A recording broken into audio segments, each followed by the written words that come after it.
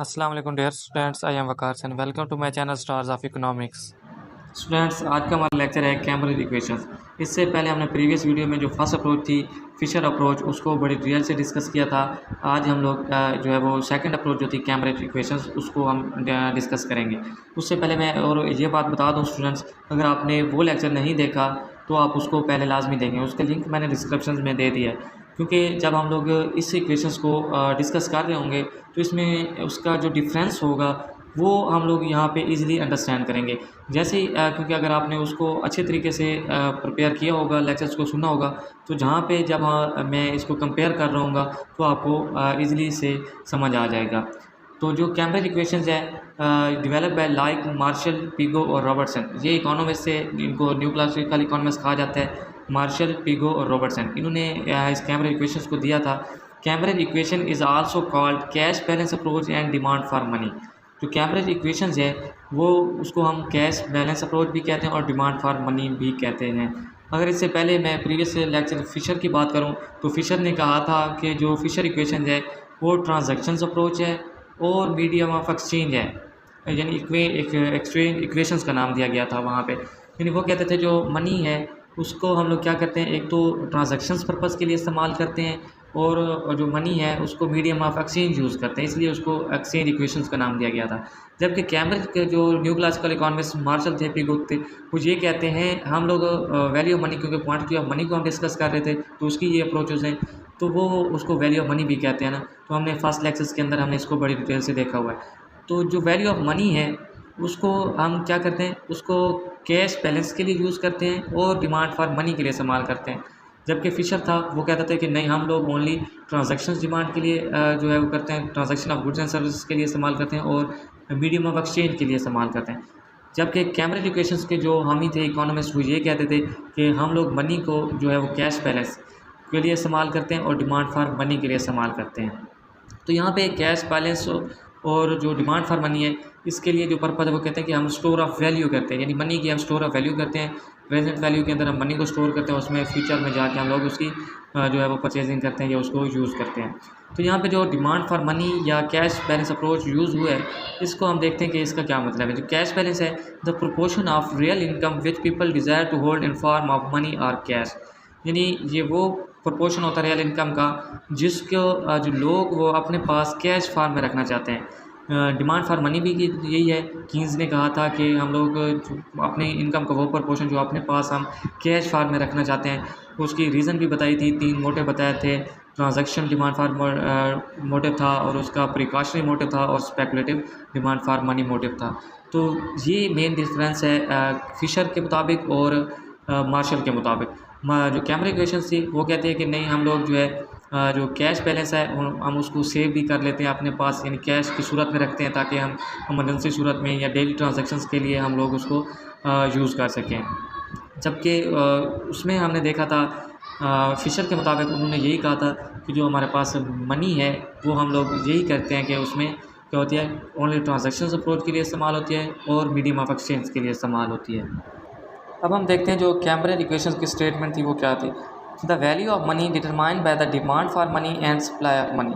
यहाँ तक तो बात फिशर ने भी यही कहा था कि जो वैल्यू ऑफ मनी है हम लोग उसको डिटरमाइन करते हैं डिमांड फॉर मनी और सप्लाई ऑफ मनी के। तो यहाँ तक तो उनका पॉइंट जो था वो सेम था।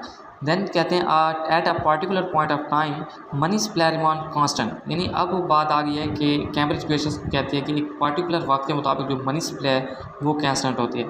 Therefore the value of money और price level depend upon the demand for money और या कैश बैलेंस। तो ये डिफरेंस आ गया है कि वो कहते हैं कि वैल्यू ऑफ मनी जो है वो डिटरमाइन होती है सप्लाई ऑफ मनी और मनी डिमांड से। जबकि कैम्ब्रिज कहते हैं कि पर्टिकुलर टाइम के वक्त, अगर हम एक अभी वक्त की बात करें तो यहाँ पे तो क्योंकि मनी सप्लाई जो है वो हमारे पास सेंट्रल बैंक से जो है वो चेंज करता है, तो इस वजह से ये है कि इस वक्त तो चेंज नहीं हो रही ना, एक ख़ास वक्त के लिए बात करते हैं तो उस वक्त मनी सप्लाई चेंज नहीं होती, तो इस वजह से वो कहते हैं कि मनी सप्लाई हम लोग कांस्टेंट रखते हैं, बाकी बचती है हमारे पास डिमांड फॉर मनी। इसलिए वो कहते हैं जो वैल्यू ऑफ मनी या प्राइस लेवल होता है वो डिपेंड कर रहा होता है डिमांड फॉर मनी के ऊपर। ये थी मेन डिफरेंस इक्वेशन फिशर का और इनका। वहाँ पे हमने देखा था कि डिटरमाइन कर रहे थे डिमांड फॉर मनी और सप्लाई मनी पे, दोनों पे। ये कहते हैं ठीक है वो करती है, लेकिन पार्टिकुलर जो वक्त है, एक स्पेसिफिक टाइम पीरियड है, उस वक्त मनी सप्लाई जो है वो कांस्टेंट होती है। इसी वजह से वो कहते हैं जो वैल्यू ऑफ मनी या प्राइस लेवल है वो ओनली डिपेंड कर रहा होता है डिमांड फॉर मनी पर। मार्शल के मुताबिक जो हमारा कैमरे इक्वेशंस हम पढ़ रहे हैं, इसको एक्सप्लेन करने के लिए मार्शल ने एक इक्वेशन दी थी, यानी m is equal to K P Y. या हम इसमें से और जहाँ पे दिया हुआ है कि अगर हम इसमें प्राइस डिटरमाइन करने लगें तो p is equal to M over K Y हो जाएगा। हम जो मेन इक्वेशन है वो यही है, m is equal to K P Y, where यहाँ पे m जो है क्वांटिटी ऑफ मनी है, k proportion of real income that people want to hold at cash balance. तो ये हमने वहाँ पे जो पी थी ना फिशर के मुताबिक इक्वेशन, अब यहाँ पे जो है मार्शल के मुताबिक जो कैमरे इक्वेशन है वो है m is equal to K P Y. तो वो यही बात कर रहे हैं, जो m है क्वांटिटी ऑफ मनी है, k जो है वो proportion of real income that people want to hold at cash balance. तो यहाँ पे प्रोपोर्शंस की बात आ गई जो कैश बैलेंस के लिए हम रखना चाहते हैं। यहाँ पे वाई जो है वो रियल इनकम या एग्रीगेट इनकम है। तो ये बात भी है कि हम एग्रीगेट इनकम में से जो प्रोपोर्शन जो हम अपने पास रखना चाहते हैं उसकी ही मेन रीज़न बताई गई है। पी जो है वो प्राइस लेवल है। तो ये इक्वेशन बता रही है कि हम लोग मनी की डिमांड जो है वो क्यों करते हैं, वो हम लोग कैश बैलेंस के लिए करते हैं। इसमें अब मैं बताऊं कि जैसे क्योंकि ये प्राइस लेवल और वैल्यू ऑफ मनी जो डिपेंड कर रही हैं, ये क्वांटिटी ऑफ मनी पे डिपेंड कर रही हैं। यहाँ पे प्राइस लेवल का क्वांटिटी ऑफ मनी के साथ नेगेटिव रिलेशनशिप है, वैल्यू ऑफ मनी का क्वांटिटी उसके साथ जो है जो क्वांटिटी ऑफ मनी है उसके साथ पॉजिटिव रिलेशनशिप है। वो कैसे बताऊँ, अब हमने फिशर इक्वेशन देखी थी, उसमें हमने देखा था प्राइस का मनी सप्लाई के साथ पॉजिटिव रिलेशनशिप था और जो हमारे पास वैल्यू ऑफ मनी थी उसका नेगेटिव रिलेशनशिप था।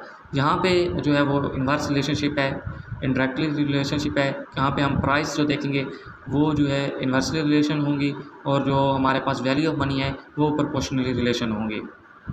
अब यहाँ पे देखें कि क्योंकि डिमांड फॉर मनी पे डिपेंड कर रहा है, ये प्राइस और क्वांटिटी ऑफ मनी जो डिमांड फॉर मनी इनका रिलेशनशिप जो है वो नेगेटिव क्यों होता है। चाहे जितना प्रोपोर्शन मैं ये बताऊं कि डिमांड फॉर मनी जितनी ज़्यादा होगी, यानी हम अपने पास कैश फॉर्म ज़्यादा रखेंगे। जब हम ज़्यादा रखेंगे तो हम ट्रांजैक्शंस के लिए काम करेंगे।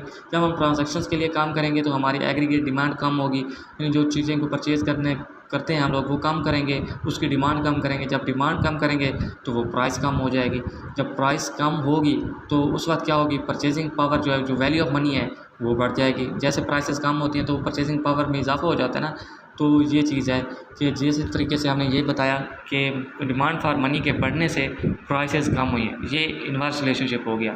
इसी तरीके से जैसे प्राइसेस कम हुई, वैल्यू ऑफ मनी जो है वो इंक्रीज़ हो गई। तो ये डिपेंड जो है वो ये इक्वेशंस मोस्टली के पे डिपेंड कर रही है, क्योंकि जितना के का प्रोपोर्शन जितना हम लोग अपने पास रखेंगे उतनी जो है वो ट्रांजैक्शंस के लिए पेमेंट कम होगी। उस वजह से जो हमारे पास प्राइसेस हैं वो कम होंगी और वैल्यू ऑफ मनी जो परचेजिंग पावर है वो इंक्रीज़ होगी। हैंस व्हेन प्रोपोर्शन ऑफ के इंक्रीज, जैसे कि मैंने आपको पीछे बताया ये वही स्टेटमेंट है। वो कहते हैं जितना प्रोपोर्शन ऑफ के इंक्रीज़ होगा द प्राइस लेवल डिक्रीज़ होंगे, क्योंकि जो जितना हम अपने पास कैश फॉर्म में रखेंगे उतनी हम जो है परचेजिंग जो है गुड्स की वो कम कर देंगे। जब कम होगी तो डिमांड कम होगी चीज़ों को परचेज़ करने की। जब वो डिमांड कम होगी तो आपकी प्राइस लेवल क्या है वो डिक्रीज़ हो जाएंगी। And value of money increase, जबकि इसी वजह से जैसे प्राइस डिक्रीज़ होंगी तो उसकी परचेजिंग पावर है जो मनी की वो हमारे पास इंक्रीज़ हो जाएगी। Due to increasing in purchasing power, value money क्यों इंक्रीज़ होती है, क्योंकि हमारी परचेजिंग पावर इंक्रीज़ कर जाती है। तो ये बात मैंने पहले बताई है आपको, ये वही एक्सप्लेनेशन कर रहा है कि जो प्राइस लेवल है वो उसका डिमांड फॉर मनी के साथ जो है इन्वर्स रिलेशनशिप होता है और वैल्यू ऑफ मनी का पॉजिटिव रिलेशनशिप होता है। अगर हम लोग रॉबर्टसन इक्वेशंस की बात करें तो वो भी यही कहते हैं, बस उन्होंने जो है वेरिएबल चेंज किए हैं। अब हम रॉबर्टसन की बात करें तो उसमें दिया है m is equal to P K T, जबकि हम मार्शल की बात करें उन्होंने भी पी के वाई इस्तेमाल किया था, यानी वहाँ पे p वेरिएबल था, यहाँ पे t वेरिएबल है।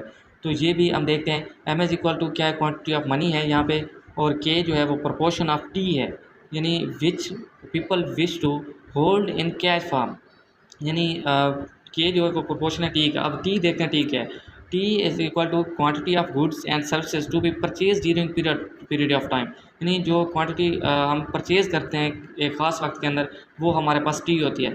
टी हम जो कह सकते हैं जो हमारे पास परचेजिंग होती है गुड्स एंड सर्विस की, तो वही तो हमारे पास एग्रीगेट इनकम या जो रियल इनकम होती है वही चीज़ होती है।